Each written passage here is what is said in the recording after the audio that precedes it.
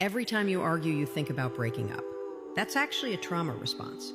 When your partner does something that upsets you, your first instinct might be, maybe we should just end this. That thought often comes from emotional wounds that haven't fully healed.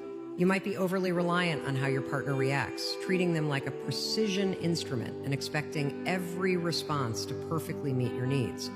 Like when you're excited to share something, you want them to immediately reply with a cheerful emoji.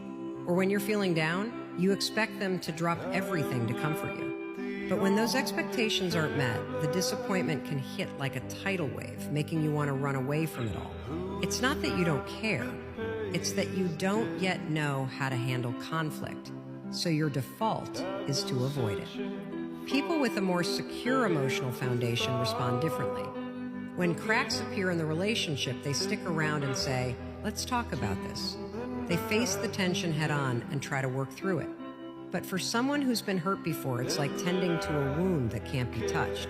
Every little bump feels excruciating. So when trouble starts, your instinct is to flee, to call it quits, to cut ties completely, thinking that's the only way to protect yourself these days. People online love to say things like, cut your losses.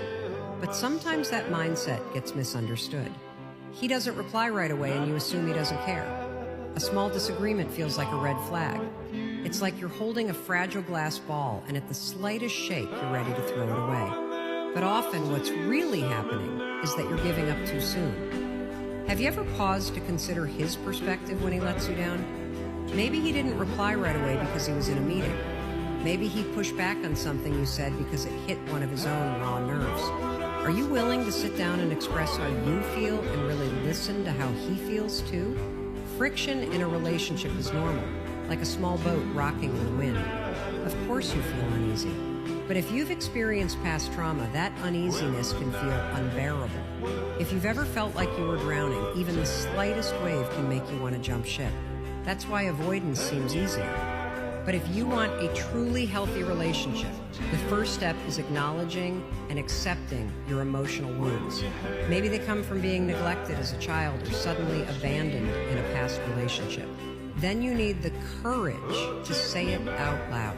When you did that, it reminded me of something painful from my past. That's why it hurt so much.